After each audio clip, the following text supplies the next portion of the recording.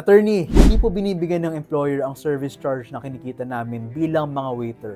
Legal po ba yon? I TikTok, this is Attorney Gonzalo Precision Company Law Firm. Sagutin natin to. Ganito yan, hindi po yon legal. Ayon sa batas, sa Republic Act No. 11360 or ang Service Charge Law, ang service charge na kinokolekta ng mga restaurants, hotel, at iba pang mga establishments dapat i-distribute ng 100% sa mga empleyadong covered nito. Now, sino ba ang mga covered nito? Lahat ng employees na hindi managerial or supervisory ang posisyon.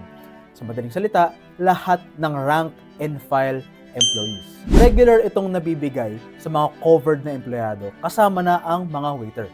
Kung hindi ito binibigay, posibleng lumalabag ang employer sa labor laws. Kung nangyayari ito sa inyo, pwede kayong mag-report or magreklamo sa DOLE para protektahan ang karapatan ninyong makuha ang tamang kita mula sa service charge. Tandaan, bahagi ito ng benepisyo ninyo mga frontline staff. Ngayon, kung hindi nyo nakukuha ang part nyo, karapatan ninyo na ipaglaban ang tamang distribution ng service charge. Stay informed, know your rights, and follow for more legal tips.